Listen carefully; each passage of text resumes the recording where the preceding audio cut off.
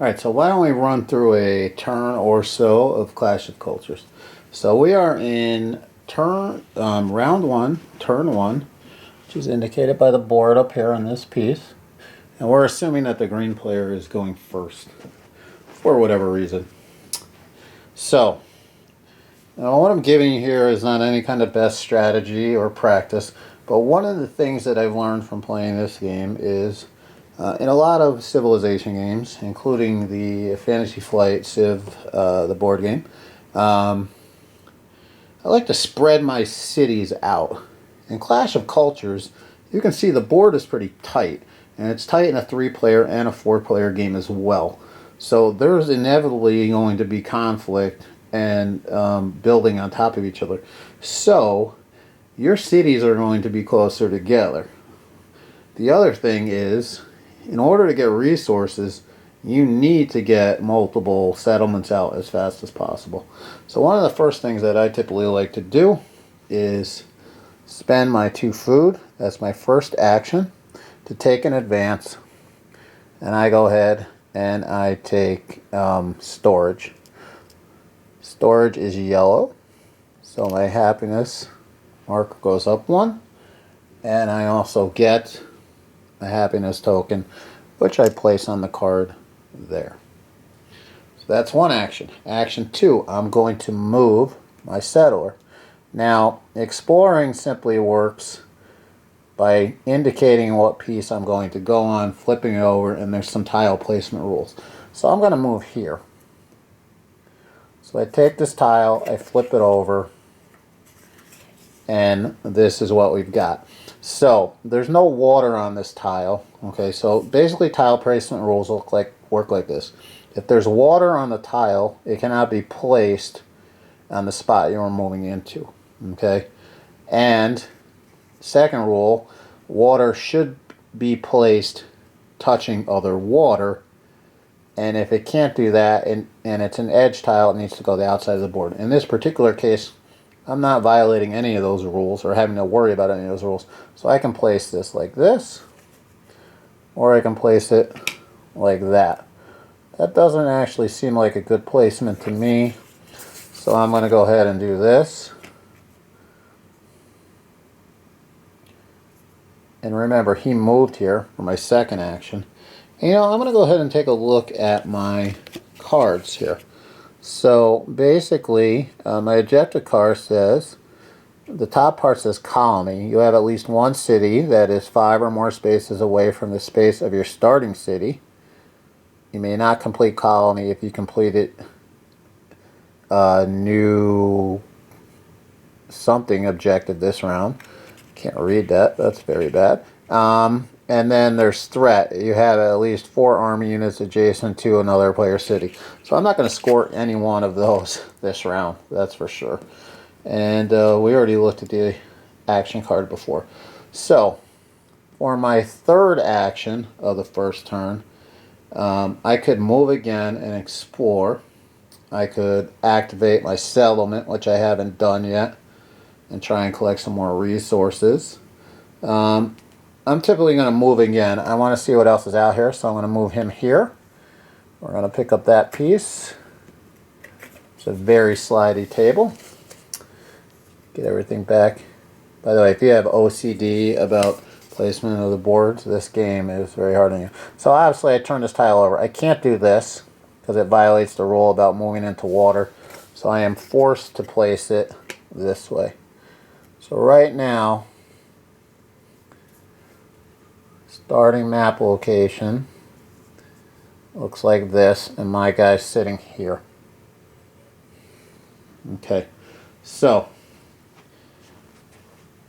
the blue player is up next, and I'm just realizing now you can't keys him on the camera, so I'm going to tilt this up a little bit. There we go. And zoom in. So the blue player is up next. What are we going to do with the blue player? So we'll move over here, and I think what we'll do with the blue player, let's look at his objective card. Immediately after founding a city, at least 5 spaces away, of your starting city. This is a new founder status card, coincidentally enough, the one that said I couldn't use if I've done that one. And then it's got defiance immediately after battle, where you were attacked and you eliminate at least 2 army units. You can score this for 2 points. Mercenaries card here, which allows me to use barbarians. We haven't even discussed barbarians yet. So I'm going to go ahead over here and just play this a bit differently than I would. I'm going to go ahead and move him here to see what we've got.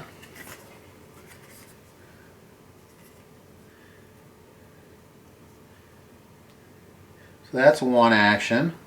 For action 2, I'm going to actually go ahead and move him here to see what we've got in the middle. Just want to get the board explored here. Oh, perfect. This is what I was looking for. So the tile I just flipped over, you can see has 3 fertile land spaces.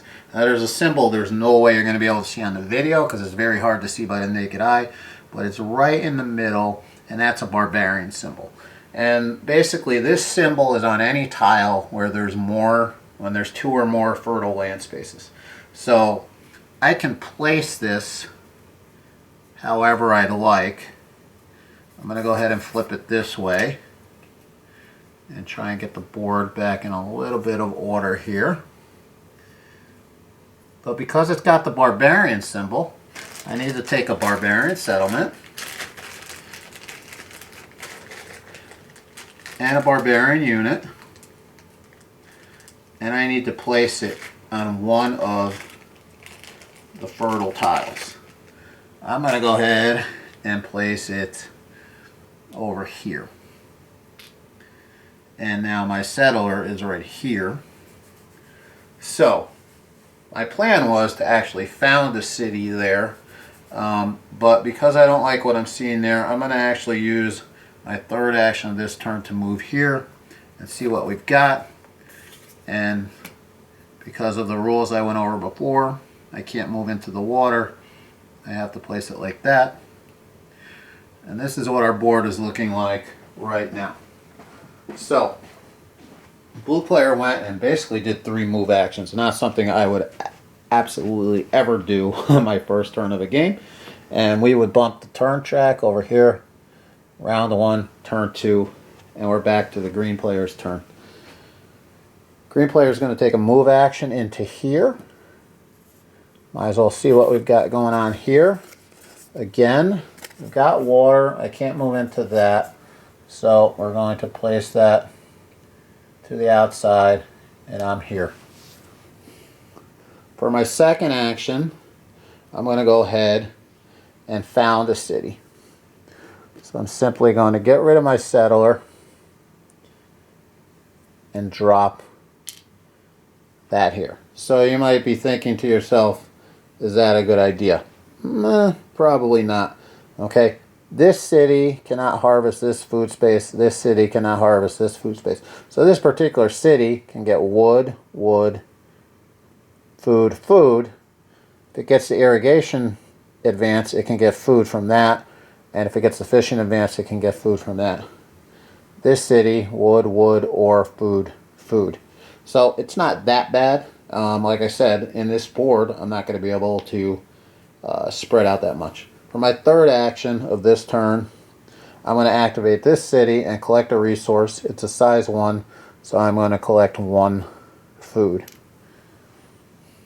So if we jump back to the blue player for turn 2 of round 1, the blue player is going to go ahead and he is going to spend 2 food to take an advance, and we're going to go ahead and take storage as well, which would move his happiness up 1 and get him a happiness token. For his second action, he's going to take a Civic Improvement.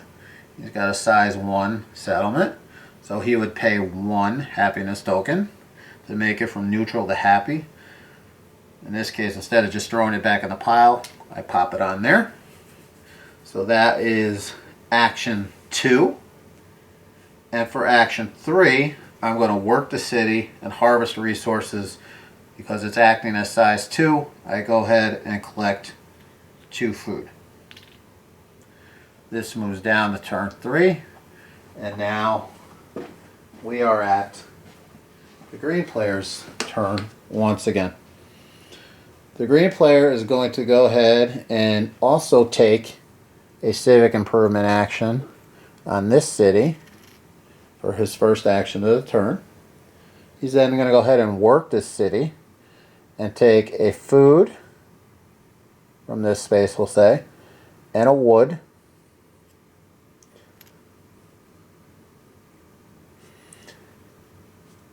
Actually, we'll take an ore just to show something. So we've got a food and an ore.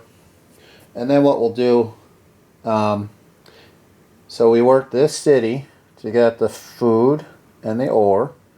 So if I activate this city again, I'm going to lose the happiness token. That's not what I want to do. So I'm going to activate the second city, and I'm going to build a unit. It's a size 1 city, okay, but I can only build 1 unit out of it right now. And I'm going to spend a food and an ore to build an army unit, just 1, and place it there. So let's go ahead and finish the blue player's turn. For turn 3, I'm going to go ahead and I'm going to spend 2 food to get another advance. I'm going to go ahead and take tactics. That's going to go ahead and get me my culture up 1 and get me a culture token. Now, I realize we haven't explained culture tokens, but you might remember in the beginning of the video I talked about the culture influence action. Culture tokens can be used to boost the range of that and to boost the success roll of that. Culture tokens are also used to build wonders. Okay, so I use my 2 resources.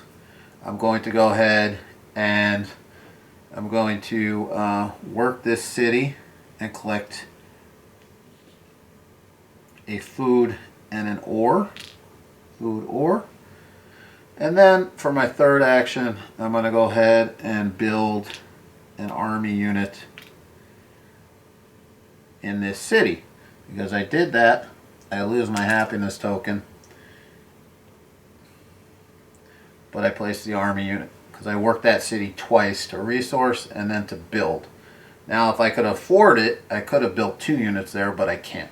Okay, this would move us to the end of turn 1, or I should say round 1, and it would bring us to the status phase. And I wanted to get us through 1 status phase in this video. So status phase works like this. First thing we do is we see if anybody's completed objectives on the first turn. Very unlikely, so we go ahead and skip that. Then each player receives a free advance without having to pay for it. So just for giggles, we'll go ahead and take fishing over here, which is yellow. So if you're playing along at home, boys and girls, that moves me to level 2 for happiness. Gets me a happiness token. And for the blue player on the other side of the table, we'll go ahead and we will go ahead and take we're going to go ahead and take sanitation.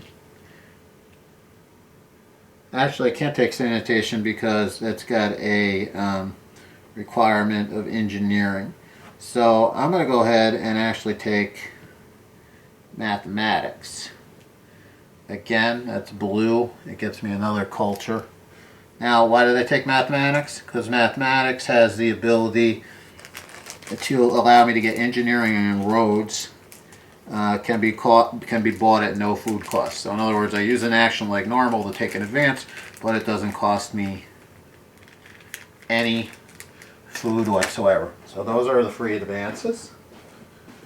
Next thing we do during the status phase is we go ahead and we draw cards.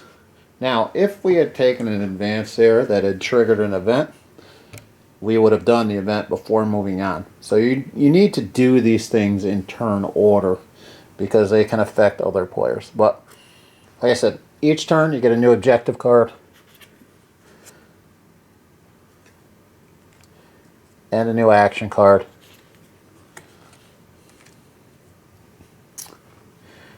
And so would the blue player over there.